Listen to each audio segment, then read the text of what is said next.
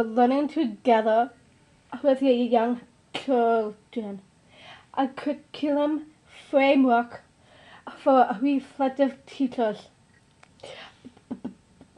by Deb Curtis, a multicultural analyze for early childhood education. 325 experiential learning, taught by Janis Huber, project created by Amanda Saleski.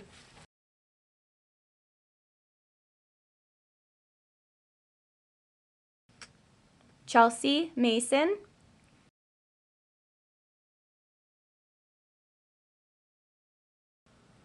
Montana Murray,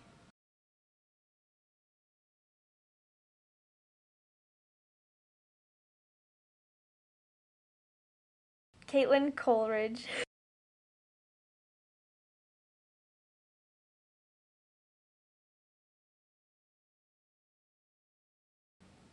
Gabriela Camalari,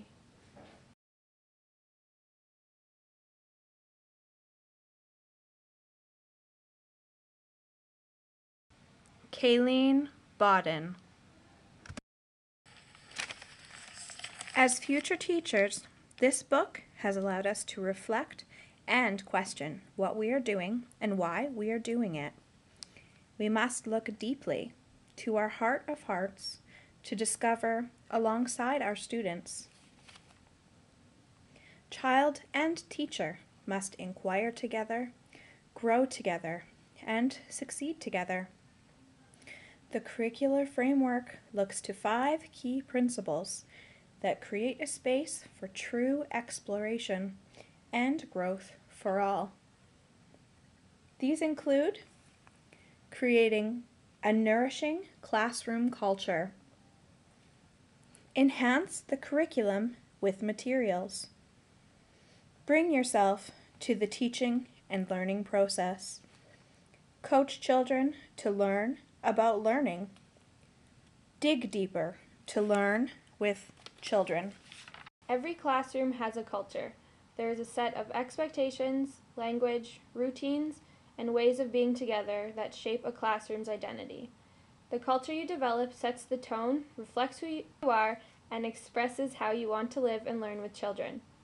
Some principles to help create the classroom culture are: involve children in welcoming families, honor each family's uniqueness, invest in relationships with the whole family, keep children connected to their families, gather families for explorations, focus on relationships, not rules, arrange your space and routines to promote community, give children ownership of routines and schedules, use children's ideas to pursue investigations, help children see themselves as learners, coach children to develop negotiation and collaboration skills, develop rituals that create memories, celebrate real accomplishments. These principles are important to keep children connected to their families and cultures while in the classroom. We want children to feel at home as well as feel connected and care for each other and the natural world. Classrooms should be welcoming to all children and their families. Materials in the classroom. Children are always learning from teachers, friends, and even through materials. It is therefore important to have proper materials in your classroom. Materials in early childhood education programs are the bones of the curriculum and the foundation of the teaching and learning process. Materials in a classroom could be considered as a second teacher. Materials could hold a lot of potential to teach children. Children could learn just as much from discovering material than being taught something in front of the classroom. Children have imaginations and they are very curious, which means that children could discover material and use it to its fullest potential, perhaps even use it in ways that adults would have never thought of. They then explore the material to explore their questions and thinking. As children get more familiar with how objects can represent ideas and concepts, they begin to intentionally use materials for this purpose. Once children get familiar with material, they then use the material as they believe it is intentionally supposed to be used. Where you place materials and how you arrange them communicates in a powerful way the values and intentions you have in mind. When you arrange material, you are inviting them to an area where you want them to learn something specific, or perhaps you want them to be intrigued and question about it.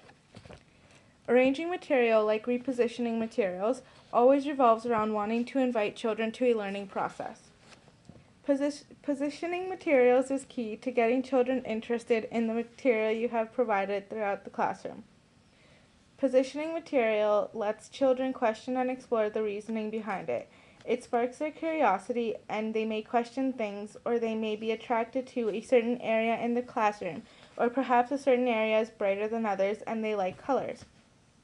When you reposition your classroom, it is important to keep in mind the possibilities that come with repositioning, or you want to get students to explore more areas or activities in the classroom. Repositioning will help with getting children to re-explore the classroom environment. When seeking new engaging materials for children, it is useful to remember what you know about individuals in your group as well as their collective interests and developmental themes. It is possible for anyone to become a teacher, but you cannot be as effective of a teacher if you do not bring yourself to learn with the children. Every day there is a new learning experience to be had by everyone. It is not the curriculum or requirements, but your behavior and responses to children that are the biggest factors in what occurs in your room, which therefore means your actions can be what controls your classroom environment. Right in front of my eyes, as I watched the children, I could see every area of learning represented on that playground today. With this example, we see that children do not need to be seated at desks to see learning happen in front of us. As teachers, we need to challenge ourselves. We need to be creative and create ideas and run with them. If we are always busy planning, focusing on requirements or schedules, we then miss out on moments. We miss out on children, and we ultimately miss out on the reason we became teachers.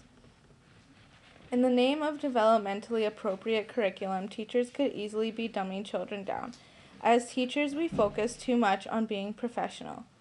We focus too much on specific learning for children that we do not let children learn to the best of their abilities, resulting in making them seem less incapable. Building relationships with children is one of the keys to a successful classroom. When we build relationships with children, we build trust, and trust to children is what makes them feel comfortable. And when children feel comfortable, they are capable of learning. We as teachers need to understand children and meet their needs. By understanding children, we enter our own learning process. We as teachers have to have a receptive mindset. We must be willing, understanding, and welcoming. Children's minds are some of the most powerful and creative tools.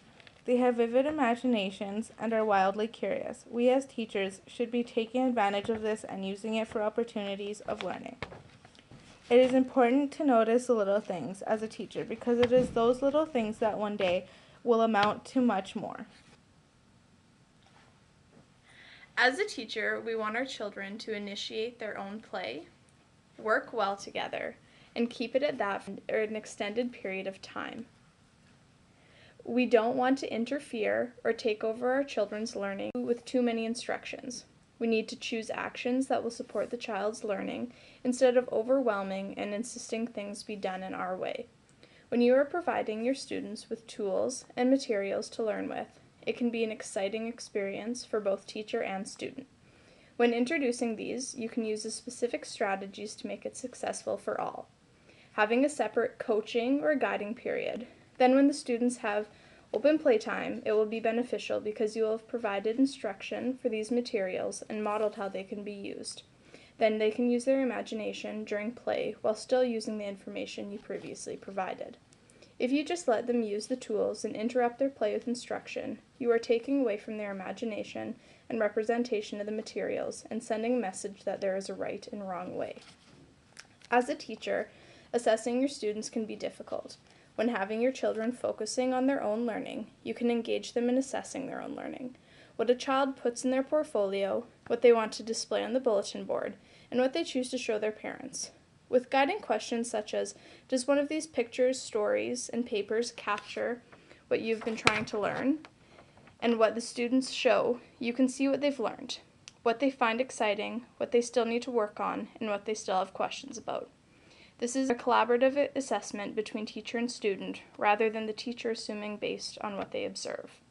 Children are open to learning and have such amazing imaginations. We as teachers have to ensure that we are coaching students to learn about learning, rather than just telling, or we will take these imaginations from them. Adapting the curriculum framework for different settings. Principles that help guide teachers in adapting the curriculum framework for your own context. Focus your documentation on a process rather than on a topic so students can be engaged with their own perspective.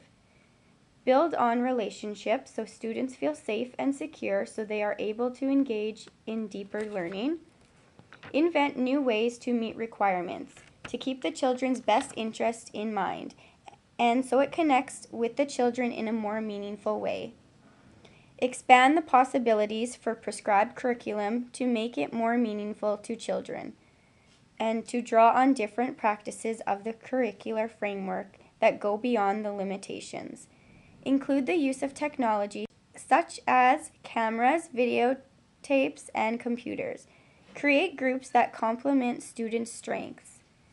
Document everyday experiences that meet the students' standards by offering activities of self-directed play, invitations that is student-centered.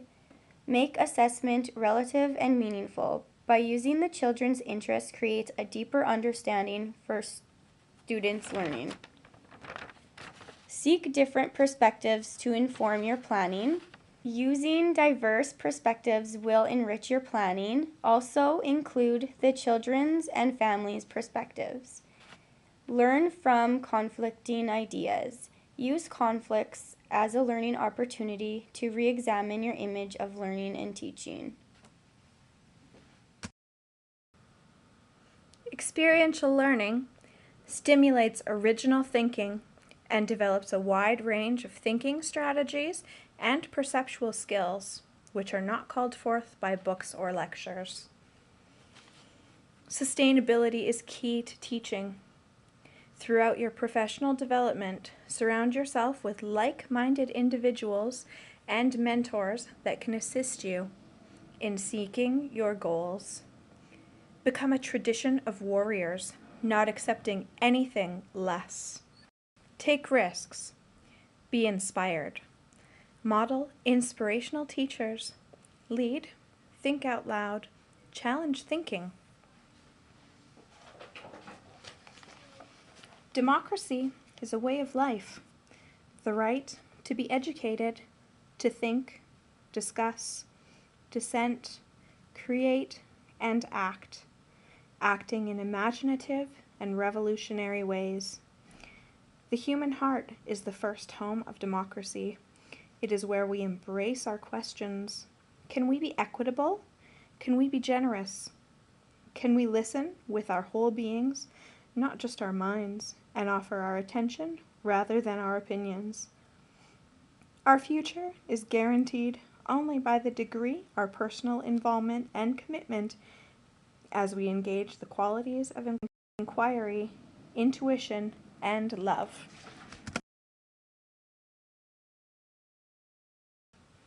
I hear And I forget. I see and I remember. I do. And I understand. Thanks for watching. Bye. Thanks for watching. Bye.